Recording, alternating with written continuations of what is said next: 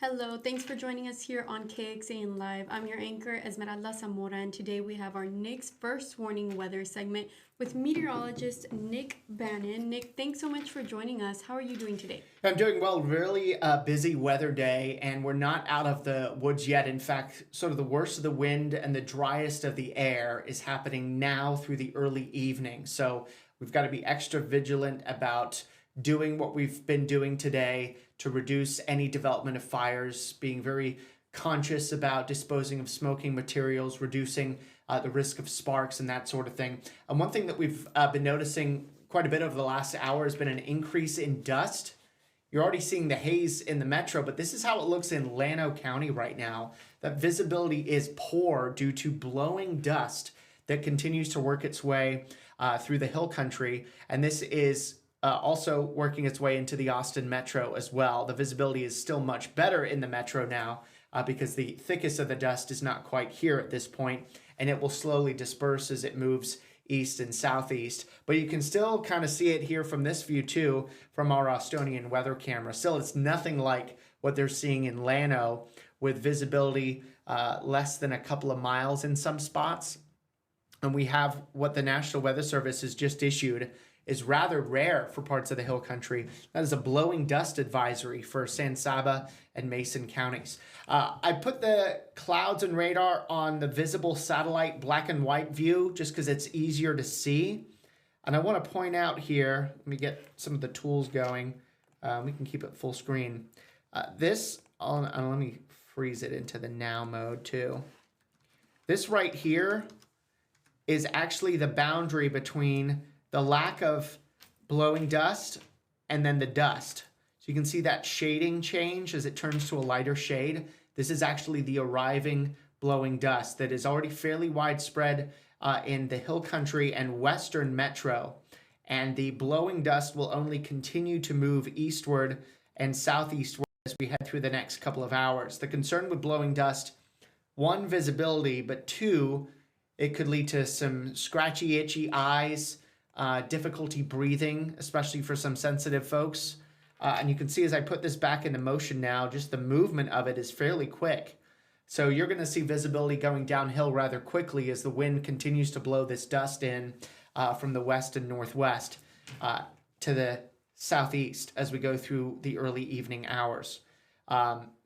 Really unique. It's not something we never have here, but it's not something that we usually have to this intensity here in central Texas. So there's that blowing dust advisory.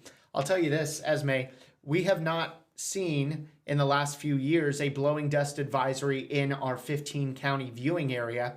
So we actually had to make this map for the first time. So that just goes to show you how somewhat rare it is to get dust of this density and thickness. A blowing dust advisory, by the way, is issued when dust is going to cause visibility to drop to less than a mile, but better than a quarter mile. If it was dropping under a quarter mile, then you would get a blowing dust warning.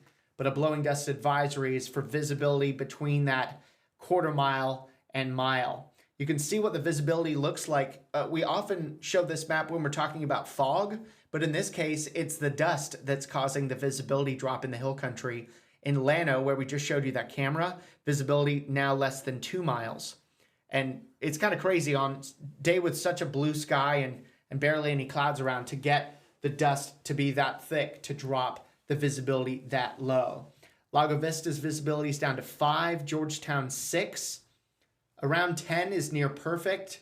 So that just goes to show you the thickness of the dust that is marching its way through the hill country now and into parts of the Austin metro. And it's already here in parts of the Austin metro, especially west of 35, and it will just keep expanding. Of course, this is all to do with very, very strong winds gusting in from the west-northwest. We had that Pacific cold front that moved through this morning, brought us a little bit of rain and some thunderstorms. But as that drier air has come in behind the front, that has allowed very good mixing of stronger winds higher in the sky down to the ground. And that's why we're getting wind gusts 40 to 50 miles per hour plus.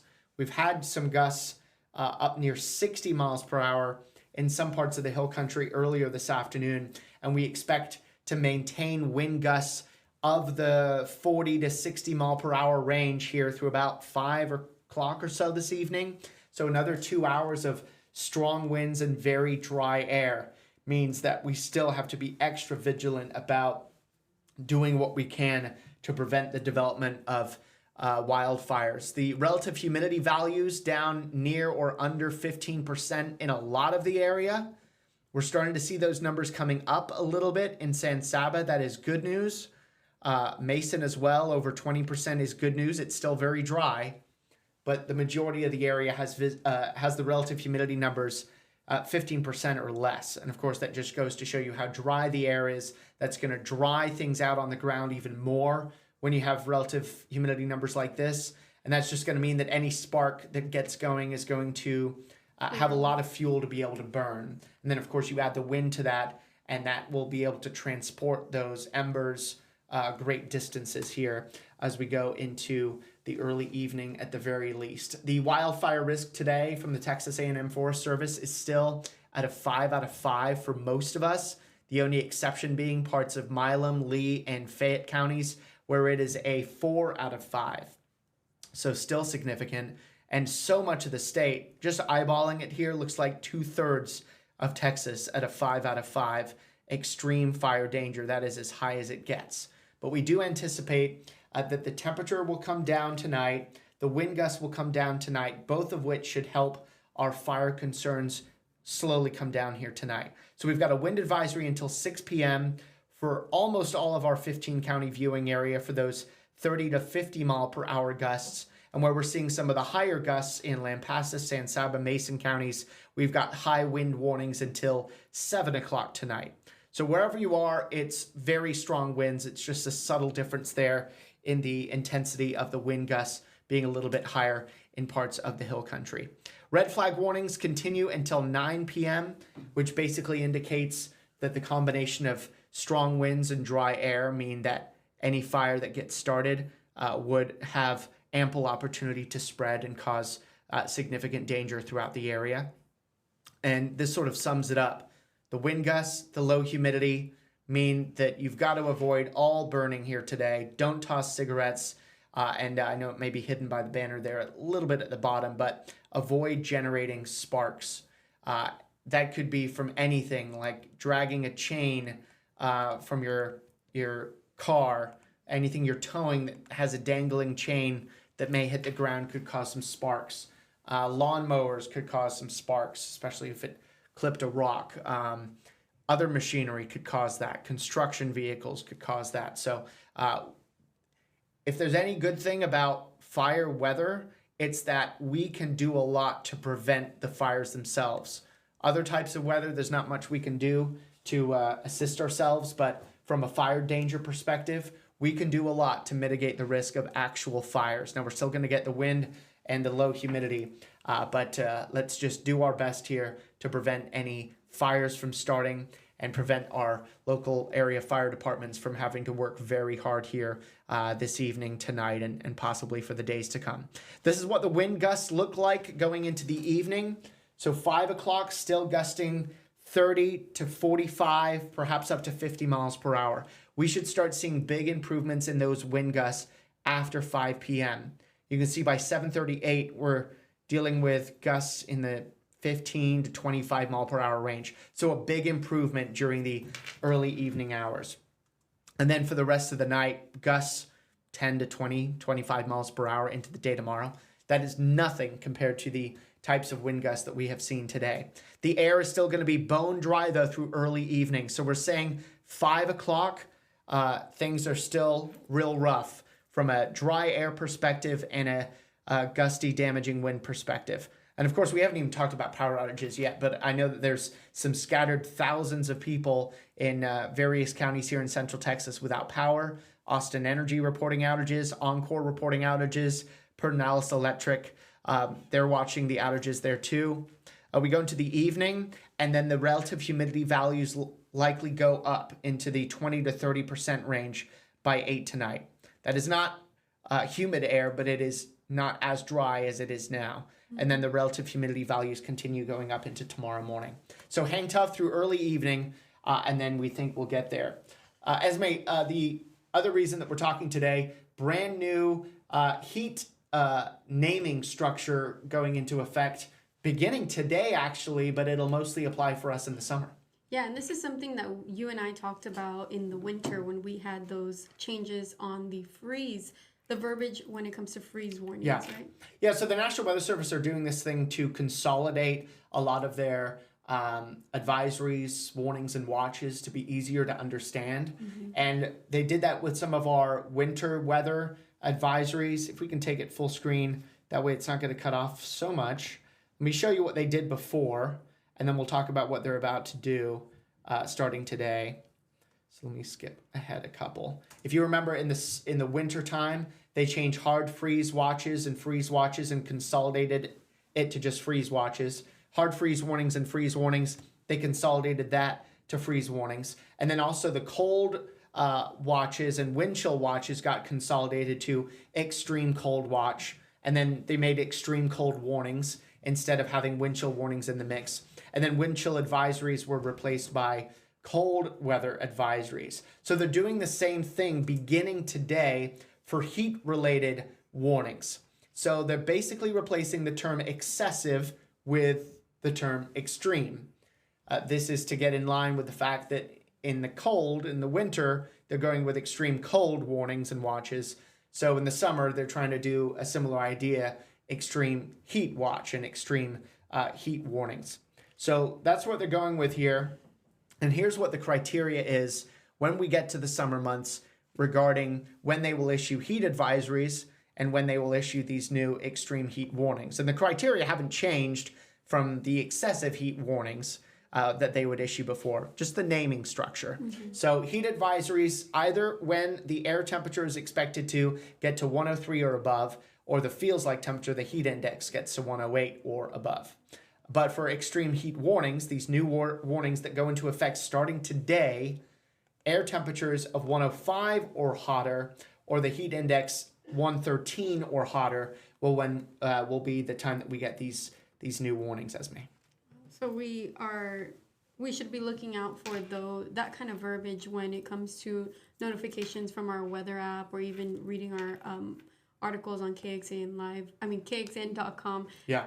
They pretty much mean the same thing, they're just labeled differently, right? Yeah, so extreme instead of excessive is basically what we wanted to point out, because it's too early for that type of heat here in Central Texas, as warm as it's been a little bit here from time to time over the last couple of weeks here and there, in between rounds of cold.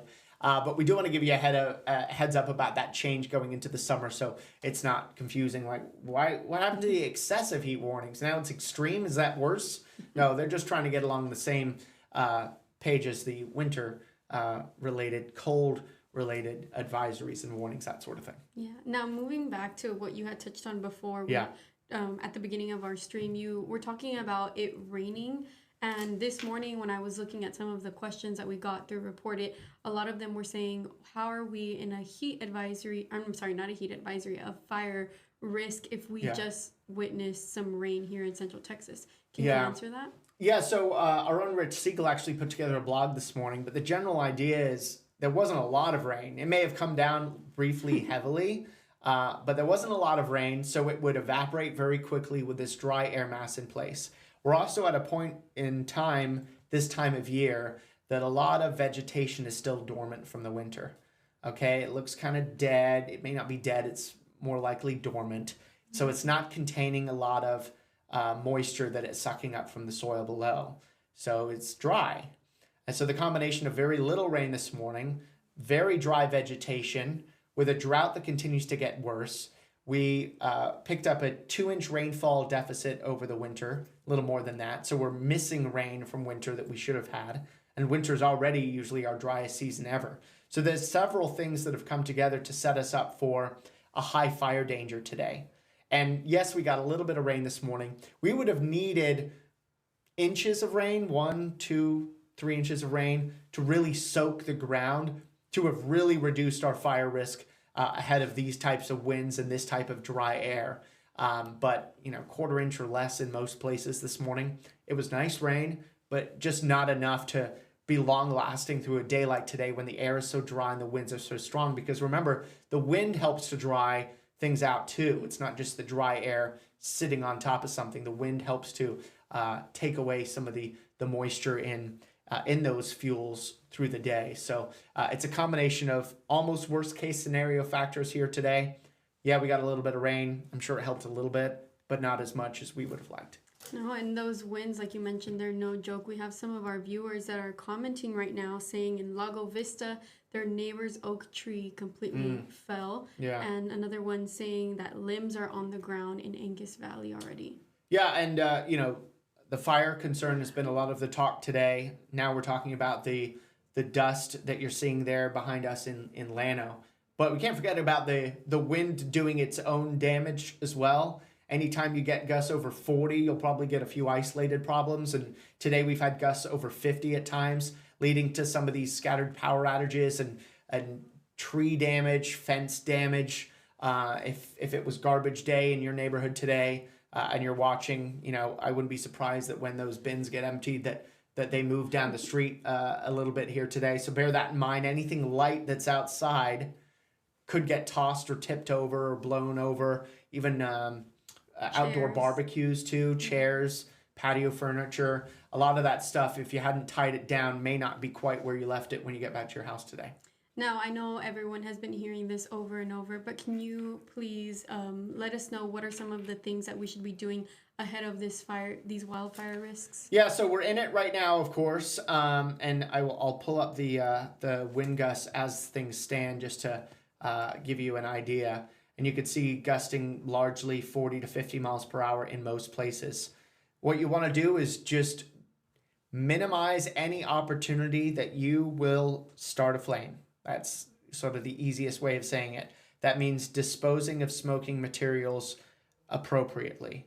Not burning at all. Most places have a burn ban in effect today, some of which have gone in effect just for today only. Others have been long-standing. Do not burn wherever you are in Central Texas today. It is not safe with wind gusts like this and dry air like this. If your car, truck, SUV has a chain at the back that is used to connect it to other things you may tow, be careful that chain is not dragging on the pavement, on the concrete, because it could spark and lead to fires. Do not drive your car through thick grass as well, because that could set the grass on fire. So there's a lot of things you can think about there to do. Most of us are doing it on a daily basis without needing the reminder, but especially today of all days, just do your best to prevent fires, because you'll thank yourself for doing that. Your community will thank you too. And then on top of that, not just the fire risk as we've been mentioning, but here's the blowing dust. Just an update since we first started talking. More of that dust is getting into the metro now. In fact, let me just zoom in. We have a little bit of time, right, Esme? Yeah, we do. Yeah. So let me zoom into the Austin metro, and you can see the lighter shades now picking up here in Austin as that thicker dust reaches. You can tell the dust on our map here. It's not cloud cover. Usually we look at a satellite picture for just clouds, but in this instance, we're looking at it for the dust. And you can sort of see the boundary between the darker shades where there isn't dust and then the thicker dust, like in northwestern Hays County, it's spreading in. Driftwood, you're picking up on the dust, a little bit in Buda. Then north of Buda, closer to Austin, you're getting in on some of that thicker dust now. Eastern Travis County, not super dusty just yet, although you're probably seeing the haze in the air. Bastrop County, the darker shading here indicates that the thickest dust hasn't arrived yet, especially when you compare it to western Travis County, where that dust is particularly thick. And what kind of threat does this dust have to the wildfire risks? The dust doesn't affect the wildfire risk. It's the wind and the dry air that affects the wildfire risk. The dust is just a symptom of the wind and the very dry air blowing in this dust from the northwest of us. It is not going to be great for breathing, I'll tell you that. It could cause some itchy eyes. I myself wear contact lenses, so on a day like today, those contact lenses can get so agitated by this.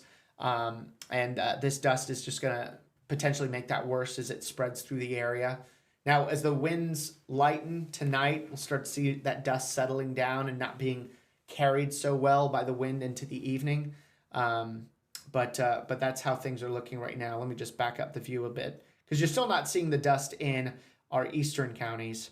But in They'll the be there soon. it'll be there soon. Everyone's going to see it at some point here today, but it's particularly thick right now in the hill country and into the Austin metro along and west of 35. Let's just do another view of what it looks like from our Austonian weather camera because it is looking dustier now than it was even when we started. Oh, yeah. There was way more blue sky when we at the top of the hour at 3 o'clock than there is right now. You could see a little bit more past the horizon there, and now it's completely foggy. Yeah, in fact, let's check in on the visibility map too to get a perspective. We're still not seeing visibility drop below the 10-mile range yet in Austin at Camp Mabry. I would suggest that it's probably getting there.